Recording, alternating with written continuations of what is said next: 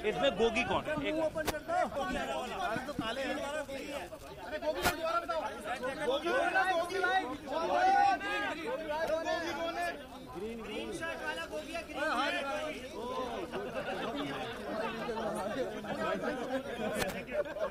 तो आदाब, नमस्कार, गुड इवनिंग, सत श्री अकाल। एक बार फिर आप तमाम लोगों का स्वागत है क्राइम तक की कहानी के इस एपिसोड में। उम्मीद है पूरी फैमिली अच्छी होगी।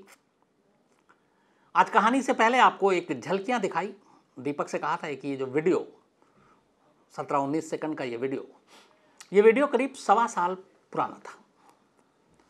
गुरुग्राम यानी गुड़गांव के सेक्टर 83 में 7 मार्च 2020 7 मार्च 2020 का ये वीडियो है। इस वीडियो की कहानी यह है कि दिल्ली पुलिस की स्पेशल सेल को 6 मार्च की रात एक खबर मिलती है। खबर यह कि करीब 6 लाख का इनामी बदमाश जितेंद्र गोगी ये अपने साथियों के साथ गुरुग्राम के सेक्टर 83 के एक अपार्टमेंट में छुपा हुआ है। अब गोगी कितना खतरनाक था इसका अंदाज़ा इससे लगा सकते हैं कि 2016 में इसको कोर्ट में पेश करने के लिए जींद ले जाया जा रहा था हरियाणा में, दिल्ली पुलिस की वैन में। इसके साथियों ने बीच रास्ते में वैन को ओवरटेक करके दिल्ली पुलिस की आंखों में मिर्ची के पाउडर डाले और फायरिंग की और गोगी को उनकी कस्टडी से छुड़ाकर भाग गए। इसके बाद हरियाणा सरकार ने भी इनाम रखा गोगी पर, करीब 2 लाख रुपए का। दिल्ली पुलिस का था ही था 4 लाख रुपए का, तो 6 लाख का इनामी बदमाश अब ये फरार चल रहा था। और इसी दौरान भी ये खबर मिली कि गुरुग्राम में यानी कि पुराने गुड़गांव में ये छुपा हुआ एक अपार्टमेंट में करीब 80 पुलिस वाले और कमांडो। किसी एक क्रिमिनल को पकड़ने के लिए ये बहुत बड़ी तादाद होती है। बसों में भरकर गुरुग्राम पहुंचती है रात को ही 6 मार्च की, और 7 मार्च की सुबह करीब 5 बजे उस अपार्टमेंट को चारों तरफ से घेर लेती है फिल्मी स्टाइल में। हरियाणा पुलिस की भी मदद लेती है, गुरुग्राम पुलिस के लोग भी साथ में थे। बहुत सारे लोग सुबह 5 बजे उठते हैं वॉक करने के लिए। अब उन्होंने देखा यहाँ पे पुलिस की इतनी भीड़, कमांडो की वर्दी में। लोग घबरा गए, चौंक गए कि पता नहीं यहाँ क्या हो रहा है, कोई टेररिस्ट है, क्या चीज़ होने वाली है। लेकिन खैर थोड़ी देर के बाद लाउड स्पीकर पे अनाउंसमेंट होता है, तब उन्हें पता चलता है कि ये मामला क्या है। पुलिस वाले लाउड स्पीकर पे अनाउंस करते हैं कि जितेंद्र गोगी तुम एक इनामी बदमाश हो, हमें पता है कि तुम इस बिल्डिंग में छुपे हुए हो, अपने हाथ ऊपर करके नीचे आ जाओ, सरेंडर कर दो, वरना जान से मारे जाओगे। थोड़ी देर के बाद ये अनाउंसमेंट होता है। इसी दौरान में उसी बिल्डिंग के एक बालकोनी पे 3-4 लोग आते हैं। एक के हाथ में मोबाइल था, वो मोबाइल पे अपना फिर वीडियो बनाता है 19 सेकंड का, वही वीडियो जो अभी आपको मैंने शुरू में दिखाया। उसमें उसने ये कहा था कि असल में ये वीडियो जो बनाने की कहानी थी वो ये कि जितेंद्र गोगी को मालूम था कि स्पेशल सेल या पुलिस की टीम ज़रा सा भी कुछ उसने किया एनकाउंटर कर देगी, और उसे अपने एनकाउंटर का डर था। तो उसे लगा कि इस वीडियो को बनाकर उसने सोशल मीडिया पे डाल भी दिया तो इससे उसकी जान बच जाएगी कि देखो मैं निहत्था हूँ, हथियार नहीं है, मैं सरेंडर कर रहा हूँ। खैर इसके बाद वो नीचे आता है हाथ उठाकर और उसे गिरफ्तार कर लिया जाता है। उसके और उसके साथ कुछ उसके दोस्त थे, कुछ हथियार भी मिलते हैं, और फिर गिरफ्तारी के बाद अदालत में पेश किया जाता है। फिर वहाँ से उसको रोहिणी जेल में शिफ्ट कर दिया जाता है। मार्च 2020 से लेकर आज 24 सितंबर 2021 तक जितेंद्र गोगी रोहिणी की जेल में ही बंद था। इस दौरान में अलग अलग केस की सुनवाई के सिलसिले में उसको रोहिणी कोर्ट ले जाया जाता था। आज 24 सितंबर को लंच से पहले उसका एक केस लिस्टेड था रोहिणी की कोर्ट में, कोर्ट नंबर 207, और ये कोर्ट था NDPS कोर्ट, यानी जहां ड्रग्स के मामले की सुनवाई होती है। इसके अलावा और कोई सुनवाई नहीं होती। तो कमरा नंबर 207 में अमनदीप सिंह जो स्पेशल जज थे NDPS कोर्ट के, उनके कमरे में ये सुनवाई होनी थी। रोहिणी जेल से सुबह करीब 10 बजे के आसपास जेल की वैन में जितेंद्र गोगी को पुलिस की सुरक्षा में रोहिणी जेल से निकालकर रोहिणी कोर्ट पहुंचाया जाता है।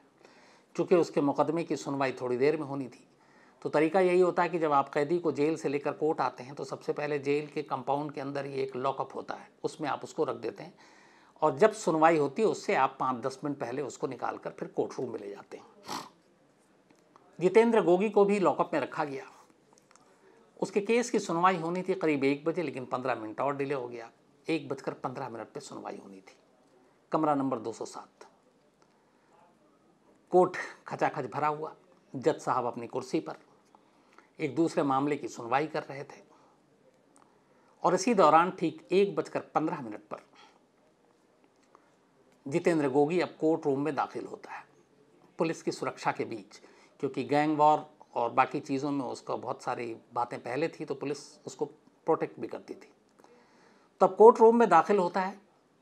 कुछ पुलिस वाले जो उसकी सुरक्षा में थे वो कोर्ट रूम के बाहर ही हो जाते हैं। आप परिसर में तो होते हैं, लेकिन कमरे में जज साहब जहाँ बैठते हैं वहाँ पूरी फोर्स नहीं जाती है।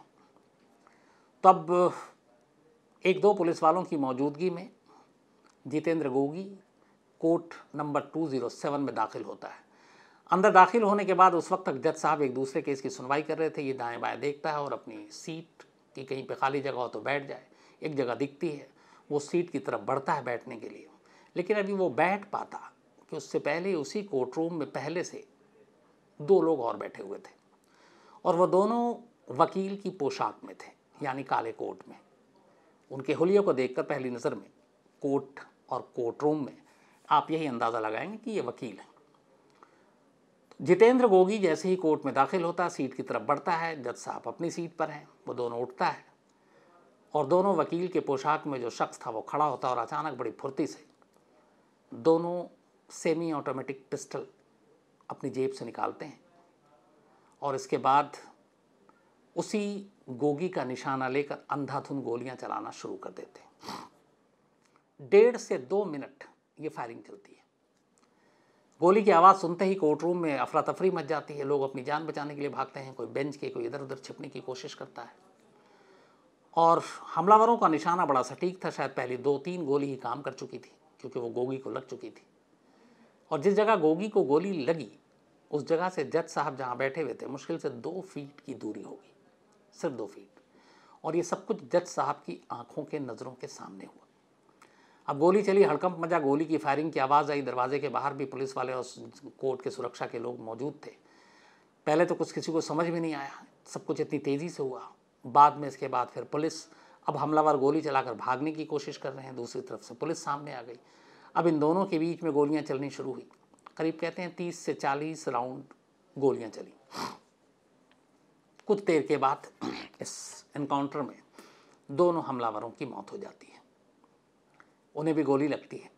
अब कोर्ट के कमरे में एक और कोर्ट के कमरे के बाहर 2 लोग पड़े हुए हैं। पुलिस जब मुतमईन हो जाती है कि ये दोनों शायद हमला नहीं कर पाएंगे तो तीनों को घायल समझकर आनन फानन में नज़दीक के सरकारी अस्पताल ले जाया जाता है। अस्पताल में तीनों को मुर्दा करार दिया जाता है। इसके बाद अब शिनाख्त होती है तो पता चलता है एक तो ये जितेंद्र गोगी है, दिल्ली पुलिस की तरफ से एक इनामी बदमाश। जो 2 लोग थे फिर उनकी शिनाख्त होती है, उनमें से एक का नाम राहुल पता चलता है और एक का नाम शायद मॉरिस। राहुल के बारे में पता चला कि उसके ऊपर 50,000 रुपये का दिल्ली पुलिस ने इनाम रखा था, यानी वो भी एक क्रिमिनल था। अब इन दोनों नाम सामने आए, कोर्ट के अंदर गोलीबारी, जज साहब के सामने कत्ल। अगर आप तकनीकी रूप से देखें तो कायदे से इस इंसिडेंट के, इस केस के, इस कत्ल के, जो गोगी का चूंकि हुआ तो पहले वो कत्ल ही माना जाएगा। खुद एक जज एक विटनेस बन गए, एक चश्मदीद बन गए। अब इस केस की जब फाइल तैयार होगी, एफआईआर दर्ज तो हो ही गई, जब मुकदमा अदालत में जाएगा तो एक जज साहब इसके एक विटनेस होंगे। मुझे याद नहीं पड़ता कि हिंदुस्तान के इतिहास में एक शायद यूपी में हुआ था कि जज के सामने किसी एक ने एक का कत्ल करके कहा था कि मैंने अपना पिता का बदला ले लिया। अब वो उसमें जज साहब बैठे थे कि नहीं मुझे पता नहीं, लेकिन अगर वो हटा दें तो शायद हिंदुस्तान के इतिहास में ये पहला केस होगा जिसमें एक जज के सामने कोर्ट रूम के अंदर गोलीबारी होती है, शूट आउट होता है और एक कत्ल होता है और उसके बाद 2 लोग एनकाउंटर में मारे जाते हैं। कोर्ट के अंदर, कोर्ट रूम में 30 से 40 राउंड गोलियां चलना, हमलावरों का पिस्टल और हथियार लेकर जाना, ये सवाल खड़े करता है कोर्ट की सुरक्षा को लेकर। अब ऐसा क्यों और ये कत्ल क्यों हुआ? आखिर ऐसा कौन सा दुश्मन था जिसने अपने दुश्मन को मारने के लिए कोर्ट रूम चुना? उसे इस बात का भी डर नहीं था कि जज साहब के सामने गोली चलानी पड़ेगी, मतलब इतना बेखौफ। फिल्मों में ऐसी कहानियाँ बड़ी सुनी हैं लेकिन रियल लाइफ में शायद ऐसा इंसिडेंट दूसरा नहीं हुआ। तो पता चला शुरुआती तफ्तीश में कि जो दोनों हमलावर थे इन्होंने इस कोर्ट की कई बार रैकी की। मार्च 2020 से लेकर अब तक करीब सवा साल में कई बार पेशी हुई गोगी की। उन्हें मालूम था, उन्हें पहले से भी मालूम था, जब कोर्ट में कोई केस आता है तो एक दिन पहले लिस्टेड हो जाता है कि फ़लाने केस की सुनवाई फ़लाने कोर्ट में होगी, इतने बजे होगी। तो बाकायदा उसके दुश्मन उस पर नज़र रखे हुए थे और आज की पेशी भी कितने बजे होगी, किस कोर्ट में होगी, कौन से जज होंगे, ये सारी चीज़ें दुश्मनों को मालूम थी और इसीलिए उन्होंने पहले रैकी की। तो उन्होंने देखा कि कोर्ट के अंदर गेट से दाखिल होने के लिए अगर आप वकील के पोशाक में हैं, आपने वकील की यूनिफॉर्म पहन रखी है, तो फिर तलाशी वलाशी के नाम पे कुछ नहीं होता। और कई बार तो दिल्ली में ये हुआ भी है कि तलाशी वलाशी को लेकर, आपको याद होगा एक कोर्ट में तो झगड़ा ही हुआ था पहले दिल्ली पुलिस और वकीलों के बीच में। तो आसानी से आप हथियार ले जा सकते हैं, ये दुश्मनों को पता चल गया और उन्होंने इसी का फ़ायदा उठाया। वकील के ड्रेस में आए, हथियार लेकर आए और भरी अदालत में गोली चलाकर अपना काम करके निकल लिए।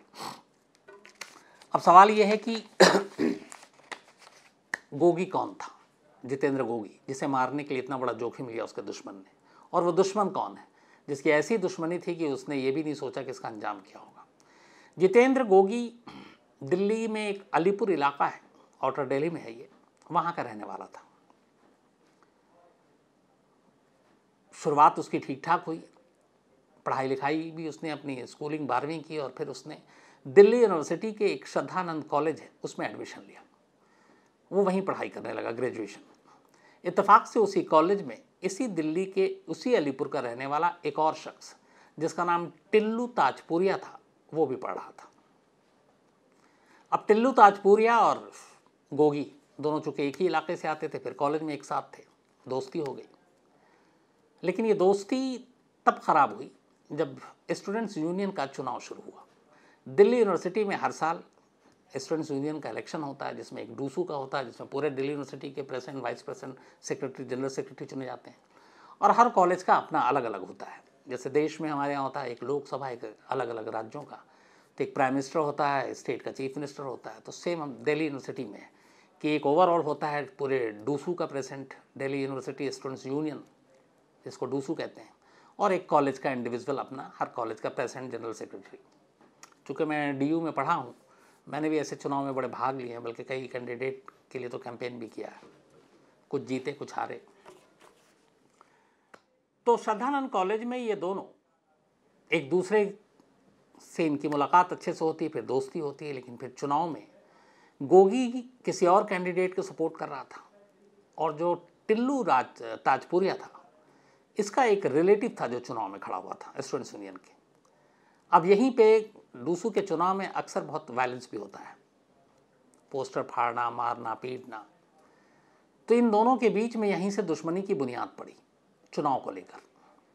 और फिर इतना हुआ कि ताजपुरिया का जो कैंडिडेट था वो हार गया, दुश्मनी और गहरी हो गई। इसके बाद दोनों में मारपीट हुई, फिर दोनों के धीरे धीरे गैंग बने, कॉलेज इन्होंने छोड़ा और अब धीरे धीरे इत्तेफाक की बात है कि दोनों जुर्म के रास्ते पे चल पड़े। गोगी ने शुरुआत की ज़मीन हड़पने से, लोगों को धमकाने से, वसूली करने से, उगाही करने से। फिर एक वक्त ऐसा आया जब ये सुपारी किलिंग के धंधे में आ गया, सुपारी लेकर लोगों के कत्ल करना। फिर एक्सटॉर्शन के धंधे में आ गया, जबरन वसूली करना। इसका नाम एक बार आया था जब एक दुबई के बिजनेसमैन से इसने 5 करोड़ रुपए मांगे थे। इसके बाद उधर ताजपुरिया भी इसी धंधे में था। अब कॉलेज का चुनाव तक तो ठीक था, अब जब दोनों बाहर आए तो अब ये था कि बड़ा क्रिमिनल कौन, बड़ा गैंगस्टर कौन। और इसके लिए फिर ये और बड़े बड़े गैंगस्टर के साथ इन लोगों ने आपस में दोस्ती करनी शुरू की। तो इनकी दुश्मनी चलती रही। कहते हैं कि 2010 से लेकर 2020 तक 10 सालों में इन दोनों गैंग के बीच आपसी गैंग वॉर में 80 से 100 लोगों की जान गई। 80 to 100 पीपल सिर्फ इन दो गैंग के बीच में, टिल्लू राजपुरिया और जितेंद्र गोगी। इन दोनों के गैंग में कहते हैं 40 से 50 लोग थे। धीरे धीरे इनका गैंग बड़ा होता गया, वर्चस्व की एक लड़ाई शुरू हो गई। अब ये लड़ाई चलती रही, दोनों एक दूसरे को घात लगाकर जब भी मौका मिलता हमला करते, इसमें उनके लोग मारे जाते। आखिरी जो इन दोनों के बीच में गैंगवार हुई थी वो दिल्ली के बुराड़ी इलाके में हुई थी। बुराड़ी वही जहाँ एक फैमिली के 11 लोगों ने एक साथ फांसी के फंदे से लटक कर खुदकुशी कर ली थी, जिसमें अंधविश्वास के चक्कर में पूरी आपको कहानी सुनाई थी। तो उसी बुराड़ी में एक गैंग वॉर होता है और उसमें 3 लोग मारे जाते हैं दोनों तरफ से, और इनकी लड़ाई चलती रही। इस दौरान में टिल्लू जो है वो भी बाद में पकड़ा जाता है, दिल्ली पुलिस उसे गिरफ्तार करती है और इस वक्त वो तिहाड़ जेल में है। 2016 में गोगी भी पकड़ा गया, लेकिन फिर बाद में भाग गया, जो मैंने आपको बताया। लेकिन फिर 7 मार्च 2020 में वो गुरुग्राम से पकड़ा गया। उसके बाद उसको भी ले जाकर रोहिनी जेल में डाल दिया गया। लेकिन कमाल ये देखिए कि दोनों जेल में, उसके बावजूद भी इनका धंधा वैसे ही फल फूल रहा है, इनका गैंग वैसे ही काम कर रहा है। और कमाल देखिए कि आज जो शूट आउट हुआ भरी अदालत में जज के सामने, उस शूट आउट का इशारा और हुक्म भी किसी और ने नहीं दिया, बल्कि टिल्लू ताजपुरिया ने ही दिया, वो भी तिहाड़ जेल में बैठकर। अब सवाल है, ऐसा कैसे मुमकिन है? आप में से बहुत सारे क्राइम तक फैमिली के हमारे मेंबर इंडिया के बाहर रहते हैं, उनके लिए अटपटा होगा, अजीब होगा। लेकिन एक कड़वा सच, एक नंगा सच ये है कि कहते हैं कि हमारे देश में जितने आप बाहर अगर क्रिमिनल हैं और आप बाहर हैं तो आपको एक रिस्क है, फिर भी कभी इनकाउंटर हो जाए, कभी कुछ और दुश्मन मार दे। आप जेल में सुरक्षित भी हैं, आप जेल में आज़ाद भी हैं और आप जेल में मस्त भी हैं। हमारे यहाँ जेल सज़ा के लिए कम, मज़े के लिए शायद ज़्यादा हो गए। तो इसीलिए जितने भी बड़े गैंगस्टर हैं, क्रिमिनल हैं, आप अक्सर सुनते होंगे जेल के अंदर से वो ऑपरेट करते हैं। अब कैसे करते हैं? जेल ऑफिशियल की मिलीभगत होती है और सबसे बड़ा हथियार होता है एक मोबाइल फ़ोन। आप मेरे पास जेल में मोबाइल है, आप किसी को भी, आप तिहाड़ में बैठे हैं, आप दुबई में किसी बिजनेसमैन को फ़ोन करके हड़का सकते हैं। यही काम अंडरवर्ल्ड के लोग करते हैं। आप अपने गैंग के लोगों को ऑपरेट करते हैं, आप उनको ब्रीफ करते हैं कि कब कहाँ जाना है, किससे वसूली करनी है, किसको टपकाना है, किसको छोड़ना है, किसको धमकाना है। तो ये सब कुछ एक फ़ोन से होता है। अब यहाँ एक दूसरा सवाल उठता है, वो ये कि हर जेल में जैमर लगाने की बात है, कानून है, आप जेल में जैमर लगाओगे, सिक्योरिटी की वजह से भी। तिहाड़ में भी जैमर है, तो जब जैमर है तो फिर मोबाइल पे लोग बात कैसे करते हैं, कैदी या गैंगस्टर? अब ये अपने आप में एक बड़ा सवाल उठता है। तो फिर आ जाते हैं वही करप्शन। जैमर होने के बावजूद जेल स्टाफ को पता है जैमर कहाँ है, उसका एंगल क्या है, कौन से कब नेटवर्क पकड़ेगा, कब नहीं पकड़ेगा, कहाँ से पकड़ेगा, कैसे पकड़ेगा। तो अगर आपकी पहुँच है, आपके पास पैसे हैं, आपने जेल स्टाफ को पैसे दिए, आराम से आप जैमर को अनजैम कर सकते हैं, आराम से आप नेटवर्क का यूज़ कर सकते हैं, फ़ोन कर सकते हैं। और हर हफ्ते हमारे यहाँ तो फैशन है, किसी भी जेल से खबर आती है, फ़लाने जेल से इतने मोबाइल मिले, फ़लाने से इतने मिले। तो ये मोबाइल जो है, ये सारे फसाद की जड़ है जेल के अंदर, जहाँ से गैंगस्टर अपना धंधा चलाते हैं। और इसी मोबाइल की वजह से तिहाड़ जेल में बैठकर एक गैंगस्टर टिल्लू ताजपुरिया ये पूरी प्लानिंग करता है। उसे खबर दी जाती है कि कैसे गोगी आज रोहिनी कोर्ट में पेश होगा और उसे कैसे मारना है। तो जेल में बैठा हुआ एक गैंगस्टर कोर्ट में जा रहा है, एक दूसरे गैंगस्टर के नाम की सुपारी निकालता है और उसको इस तरीके से भरी अदालत में शूट आउट के ज़रिए मार डालता है। दिल्ली के इतिहास में वैसे इसी रोहिनी जेल में पहले भी हुआ था, 2018 में भी शूट आउट हुआ, 30 हज़ारी अदालत में भी शूट आउट हो चुका है। इन्हीं गैंग से जुड़े हुए ये लोग जो दोनों हैं, जो अपने इनके गुरु के तौर पे भी देखा जाता था, काला जठेड़ी याद होगा आपको सुशील कुमार केस में, वो भी जब एक बार हरियाणा में जेल कोर्ट से वापसी ही जा रहा था सुनवाई के लिए, तब भी उसे शूट आउट के ज़रिए ही छोड़ा कर ले जाया गया था। तो अदालत में शूट आउट नई बात नहीं है, लेकिन जिस तरीके की शूट आउट आज हुई वो अपने आप में चौंकाने वाला, इसलिए कि भरी अदालत में जज के सामने शायद ये पहला इंसिडेंट है। और इतनी बेखौफ होकर, इतना ज़्यादा कि आप वकील के पोशाक में जाकर तसल्ली से पहले से बैठे हुए आधा घंटा पहले से कि वो आएगा और यहीं मारेंगे, आपको इस बात का भी डर नहीं है कि मेरे सामने जज है और विटनेस भी बन सकते हैं। लेकिन अब यहाँ इस केस में एक दूसरी चीज़ आ गई कि जो जज साहब चश्मदीद बने हैं और उन्होंने जिन 2 लोगों को गोली चलाते हुए देखा, वो दोनों इनकाउंटर में मारे गए। तब वो दोनों तो अब उन जज साहब के सामने वापस कटघरे में लाकर खड़े नहीं किया जा सकते, क्योंकि वो दोनों अब इस दुनिया में है ही नहीं। हाँ, इसके पीछे की साजिश का मास्टरमाइंड और कौन कौन लोग शामिल, वो सारे कटघरे में होंगे और शायद ये जज साहब तब एक गवाह के तौर पर अपना बयान भी देंगे। तो ये थी कहानी दिल्ली में हुए उस शूट आउट की, जिसने हर एक को चौंका दिया और बहुत सारे शक और सवाल सुरक्षा को लेकर खड़े कर दिए कि अगर अदालत में भी इस तरीके से सुनवाई के दौरान, क्योंकि हर मुजरिम के एक मन में डर होता है कि अगर वो क्राइम करेगा, पकड़ा जाएगा तो कोर्ट ले जाएंगे, जज साहब सज़ा देंगे, लेकिन यहाँ एक क्राइम की शुरुआत ही एक कोर्ट रूम से हो कि एक शख्स कोर्ट रूम में जाकर बैठे पिस्टल के साथ और कहे कोर्ट रूम में जज साहब के सामने ही गोली मारनी है, तो फिर अगर ये आप कानून और पुलिस का खौफ जहन से आपके निकल जाता है तो कहते हैं वो ज़्यादा ख़तरनाक क्रिमिनल होता है। तो ये वैसे ही है कुछ, क्योंकि लोग क्राइम करके बचना चाहते हैं और ये अदालत में कोर्ट रूम में घुसकर क्राइम करना चाहता है। तो ये फ़र्क है सोच का, और ये न सिर्फ फ़र्क है बल्कि ये भी बताता है कि लॉ एंड ऑर्डर को लेकर, कानून व्यवस्था को लेकर मुजरिमों के दिल से खौफ किस हद तक कम होता जा रहा है, और ये अच्छी निशानी नहीं है। किसी भी सभ्य समाज के लिए ज़रूरी है कि मुजरिम जो है वो कानून से, पुलिस से डरे। अगर उनके मन से डर ही निकल जाएगा तो फिर वो बेलगाम होंगे और फिर इस तरह के क्राइम बहुत बढ़ते जाएंगे। और ये सिर्फ अपने दिल्ली की बात नहीं है, देश के बहुत सारी अदालतों में ऐसे शूट आउट हो चुके हैं। इसलिए अदालत की सुरक्षा को लेकर वकील हैं सिर्फ इसलिए थोड़े से लाइटली कि चलो ज़्यादा इनकी तलाशी ना हो, आप छोड़ दें, तो उसका फ़ायदा उठा गया। अगर वकीलों के लिए भी ऐसी कानून हो कि नहीं, खुद वकीलों की सेफ्टी के लिए भी, क्योंकि आज इस इंसिडेंट में एक फीमेल इंटर्न वकील थी, उसके हालांकि पैर में गोली लगी, ऊपर वाले का शुक्र है, तो कोई गंभीर बात नहीं हुई, जान बच गई। लेकिन ख़ुद वकीलों के लिए भी ये ख़तरनाक है, क्योंकि वकीलों का भी वही है कि उन्हें तो हर दिन ख़तरनाक से ख़तरनाक मुजरिमों का सामना करना पड़ता है, कोर्ट में धमकियाँ भी मिलती हैं। अब ऐसे में अगर गैंग वॉर हो और कोर्ट के अंदर गोलियाँ चलें तो वकील की जान भी ख़तरे में है। तो उन्हें भी सोचना चाहिए कि अदालत की सुरक्षा के लिए ज़रूरी है कि जो सिक्योरिटी के लिए जो तय पैमाने हैं उसको सख्ती से लागू किया जाए, हर वकील की भी तलाशी हो, ताकि कोई सिर्फ काला कोट पहनकर अपने आप को वकील दिखाकर हथियार लेकर कोर्ट में न पहुंच सके। ये ज़रूरी है। तो आज कहानी में इतना ही। अब आपसे मुलाकात होगी कल रात 9 बजे किसी नई कहानी के साथ। तब तक अपना ख्याल रखिएगा। Thank you very much.